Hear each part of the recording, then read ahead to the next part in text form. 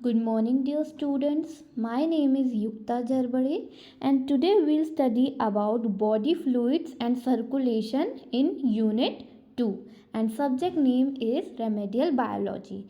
So we'll start with the first topic, composition of blood, blood groups, coagulation of blood. So first we see composition of blood.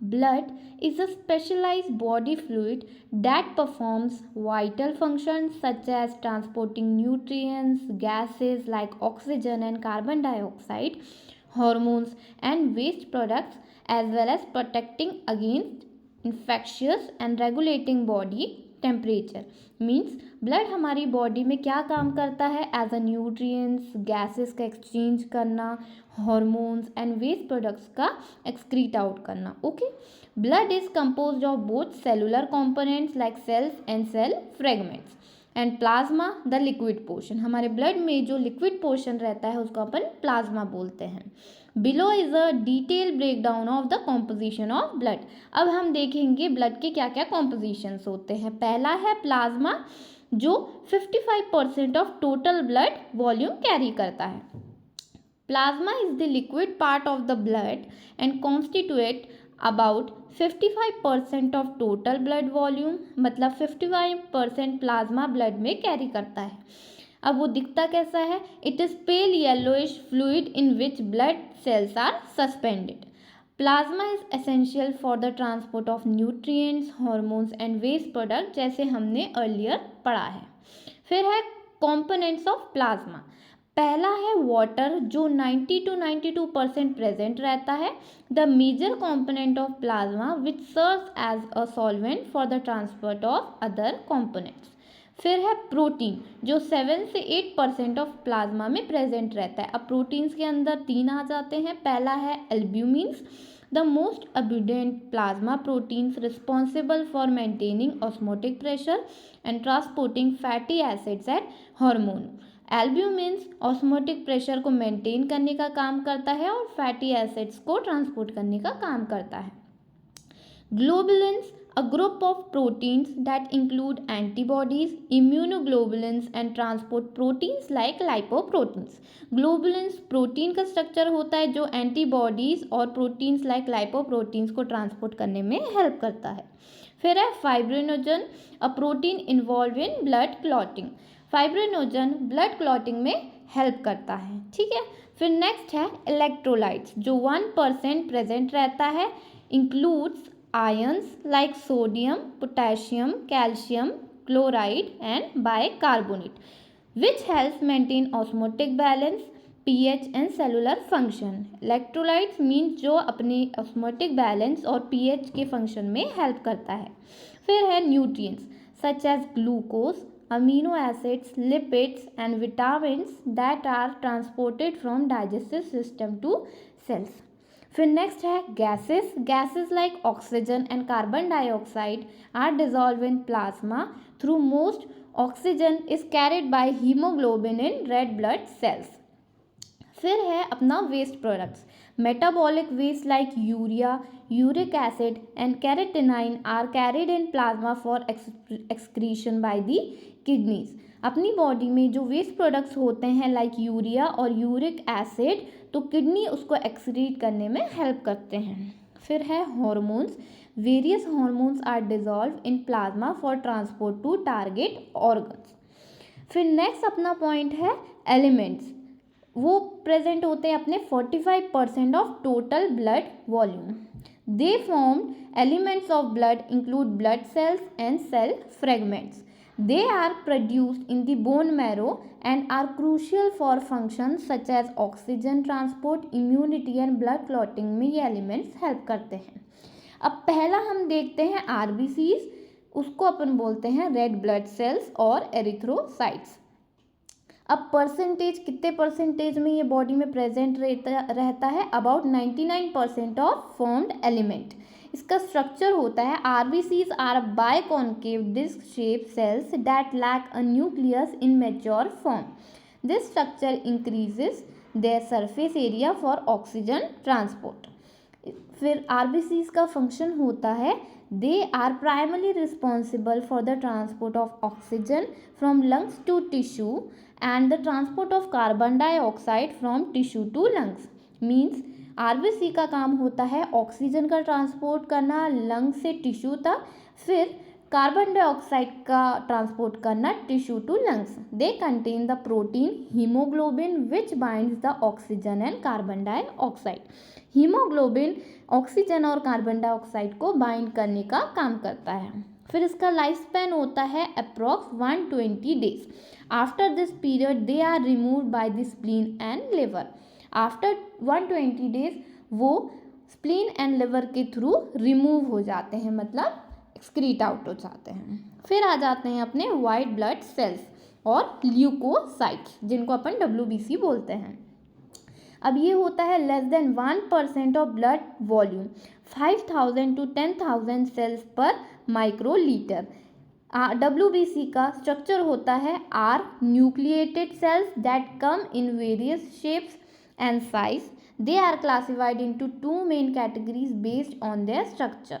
Next है granulocytes, contain granules in their cytoplasm. Means granulocytes में जो cytoplasm होता है उसके अंदर granules present होते हैं। फिर है neutrophils, the most abundant WBCs. They are essential for fighting bacterial infections through phagocytosis.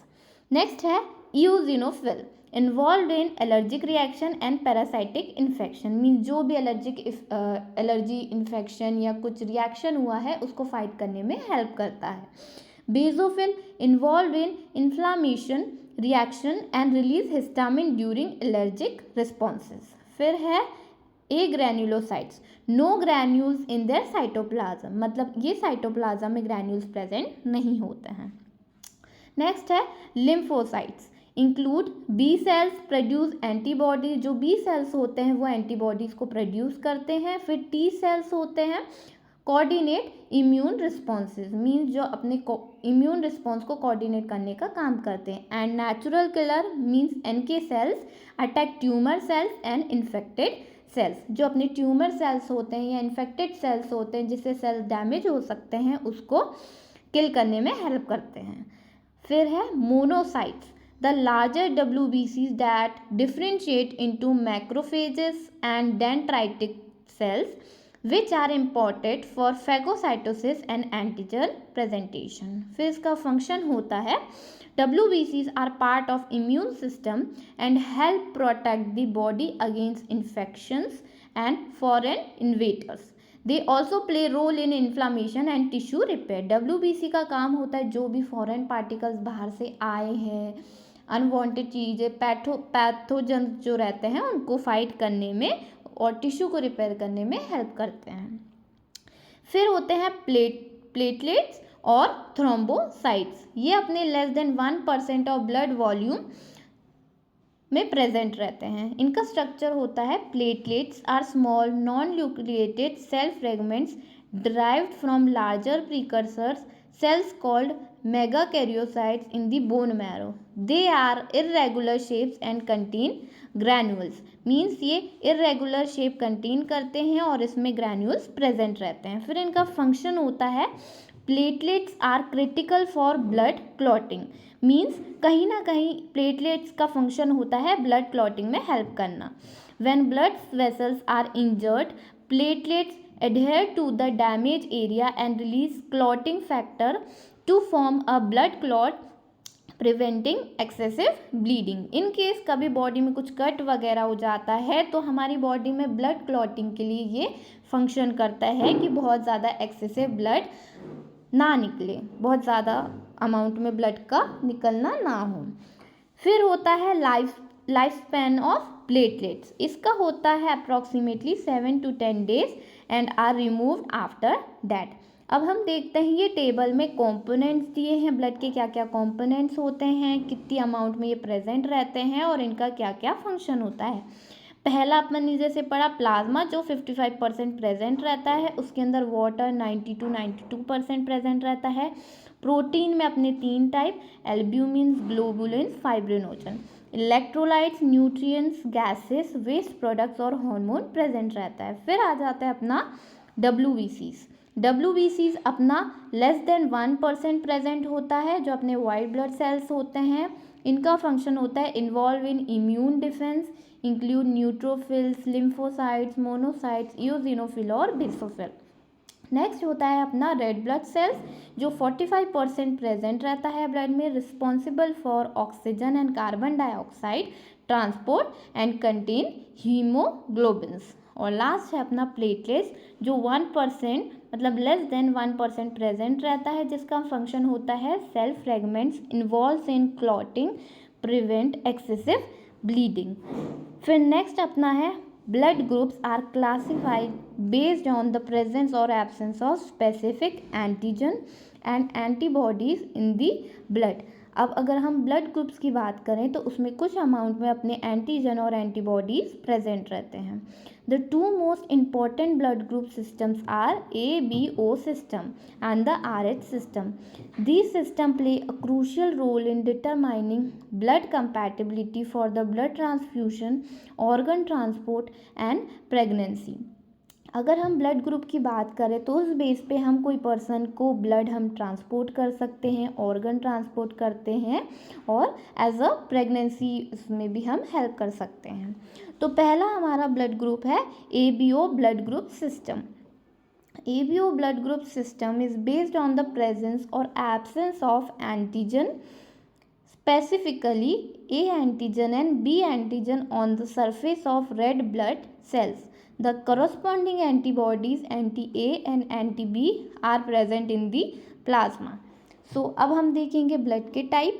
Group A antigen on RBCs, A antigen, antibody in plasma, anti-B antibody can donate to A and AB। जो A blood group होता है वो A blood group को और AB blood group को donate कर सकता है, और A और O पॉजिटिव जो अपना ब्लड ग्रुप होता है उससे रिसीव कर सकता है। नेक्स्ट है अपना group blood group B antigen on RBCs, B antigen, antibody in plasma, anti-A antibody can donate B blood group और AB ब्लड ग्रुप, और रिसीव कर सकता है B ब्लड ग्रुप और O ब्लड ग्रुप। ऐसे ही हमारे ग्रुप AB होते हैं जो यूनिवर्सल प्लाज्मा रेसिपिएंट होते हैं, और जो ग्रुप O होते हैं वो यूनिवर्सल रेड सेल्स डोनर होते हैं। फिर नेक्स्ट अपन देखेंगे antigen and antibody in the ABO system. फिर RH ब्लड ग्रुप सिस्टम होता है। कितने टाइप के ब्लड ग्रुप होते हैं? O positive, AB positive, A negative, B positive, ये ब्लड के क्लासिफिकेशन होते हैं। फिर हम देखेंगे अब composition and function of lymphs. तो lymph is a colourless fluid that circulates through the lymphatic system in the body.